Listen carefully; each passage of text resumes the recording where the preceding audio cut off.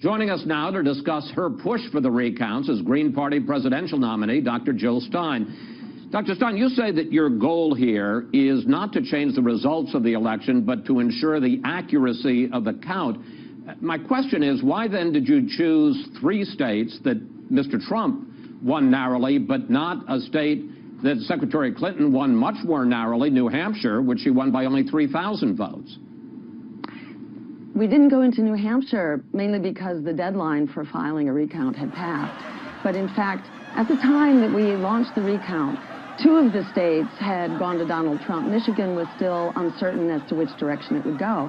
And as far as I'm concerned, if we do find evidence that there's a systemic problem here with these machines, which are extremely unreliable, prone to error and human error and machine error, as well as to hacking and security breaches. If we find evidence that there is a systemic problem, we need to expand the recount. In my view, that's what the American voters are calling for, an election result and a voting system that we can have confidence in. Let me ask you a question, Dr. Stein. Do you know the largest switch of votes in a recount in American political history?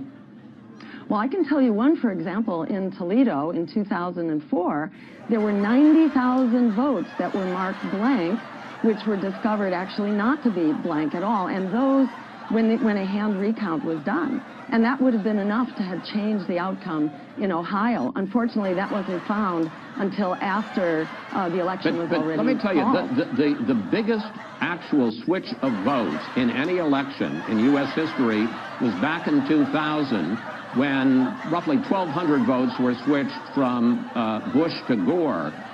We're talking about 3 states, Michigan, Pennsylvania, and Wisconsin, that Donald Trump won by more than 10,000 votes. There's not a chance in the world here, Dr. Stein, that the vote changes, that the vote is going to change in those 3 states. Chris, actually in Michigan, there are 75,000 votes which are blank, which are sky high compared to all other past elections. They are concentrated in Detroit. That's 75,000 votes, which may very well be machine error or human error. That is about 7 times the margin of difference in Michigan. So these results could in fact change the outcome, but we don't know that until we actually examine the evidence, and that means a hand recount of the ballots. That is going forward. It's never happened. There's never been a 70,000 vote switch. The most has ever been is 1,247. Let me ask you. That's actually not true. If the recounts were done in time, they could affect 90,000. And in fact, in Detroit, there could very well be 70,000. I'm talking, Dr. Stein, about recounts that actually happened, not ones that could have happened. That's because we don't do them. And in fact, we should do them. That's how we ensure that we have a system we can trust. And right now, as you know, Chris, cynicism and distrust is running wild. We need to address the fundamental concerns that the American voters are expressing. Dr. Stein, let's talk about what a lot of people think is the real point here, and that is, let's take a look at how much money you raised in your presidential runs. In 2012, you raised $893,000 in your presidential campaign. In 2016, $3.5 million. But for this recount, you've raised more than $6.5 million from almost 140,000 donors. Isn't that what this is really about, Dr. Stein, using this recount to raise lots of money and build your list of supporters?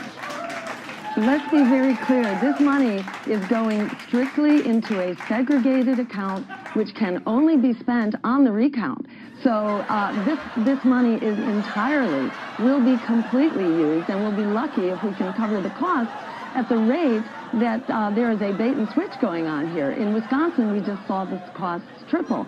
So to my mind, it really underscores why we need a fundamentally secure voting system that has built-in safeguards, that should have automatic audits, recounts. We need to get rid of these voting machines, these electronic touch screens, which have been proven highly vulnerable to tampering, to hacking, to human and machine errors. So the fact that you have 140,000 donors is purely coincidental, Dr. Stein?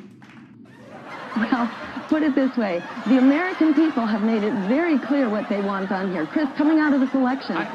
I don't think the American people... Wait, where do you get off saying the American people... Where do you get off saying that the American people are calling for this? I think the vast majority of the American people think we should accept the result of the election. 80% of Americans said that they were disgusted with this election. And we know that about 90% of Americans do not have faith. This is a time that people do not have faith. This is a time that people have an entire loss of faith in our political institutions. The way that the money is coming in from small donors makes it very clear. And in fact, a poll just last week showed the American people support the recount, and that they feel that if Donald Trump was in the reverse position, he would be doing exactly the same thing. Remember, he said that it was a rigged system and that he was not going to accept the result. So he has articulated what many Americans feel. It's time to respect the views of the American voter and ensure that we have a voting system. Well, some would say that the views of the American voter were that Donald Trump was elected president. You've now decided well, remember what the voters said by the Electoral College, not by the National Popular Vote. Dr. Stein, you've now decided to go to the federal court to try to get a recount in Pennsylvania after the state court said that you would have to post, or your supporters would have to post, $1 million bond, and you said they can't afford that. You're going to hold a news conference tomorrow in front of Trump Tower. What's he got to do with it? We want to hold this conference where America will see that we are standing up for everyday Americans who do not have confidence in this election system, who have lost confidence actually in our political system. And we are standing up loud and strong to say that we will not be intimidated. We will not be frightened by having to jump through all these legal hoops. We say, what is Donald Trump frightened of? Because he is obstructing, he is delaying these cases. How many votes did you get? Dr. Stein, how many votes did you get in this election? Excuse me, how many votes did Donald Trump get? He got about 2.5 million less votes. He got 62.5 million less votes than Hillary Clinton. So I think the American people are owed an actual explanation here of what is going on. And you do not know until you look at the evidence. How many votes did you get? I am not going to be the beneficiary of this one way or the other. That's why I can do this, because but he got 62.5 million votes. How many did you get? I mean, the question really is who's speaking for American voters, him or you? This is not about Donald Trump. It's not about Hillary Clinton. It's not about my campaign. It's not about Gary Johnson. This is about the American voters who deserve to have a voting system we can trust. When something like 75,000 votes in Detroit may in fact be an error, because why would people come out in Detroit and fill in all the other positions but not vote for president? This is a little bit suspicious. We deserve to know what's going on, because that could in fact change the outcome of the vote. In the third presidential debate, Dr. Stein, I asked Donald Trump whether he would accept the result of the election and the principle of the peaceful transfer of power. Here's what he said. Are you saying you're not prepared now to commit to that principle? What I'm saying is that I will tell you at the time. I'll keep you in suspense. Well, okay? Chris, let me respond to that, because that's horrifying. You know, every time Donald thinks things are not going in his direction, he claims whatever it is rigged against him. Dr. Stein, at that time, a lot of liberals' heads exploded because Donald Trump wouldn't accept the results of the election. Aren't you doing precisely that right now? Aren't you doing exactly what Hillary Clinton called horrifying?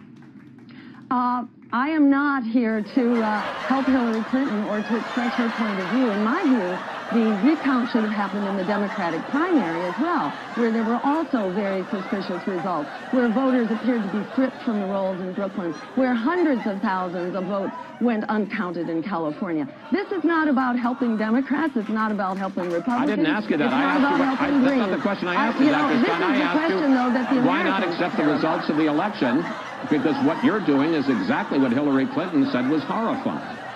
I don't care what Hillary Clinton thinks about this, and I care what the voters think about this, not what the politicians or the pundits or the party operatives think about this. This is about responding to the American voters who are standing up and saying we deserve an election system that we can trust, and that is accurate, that is secure against hacking, against human error, against machine error, and that in which the votes are being counted. Because right now, it's not clear that all the votes are being counted. We deserve that, Stein, so we can go forward with an election system that we can trust. Dr. Stein, thank you. Thanks for joining us today, and we'll stay on top of the recount.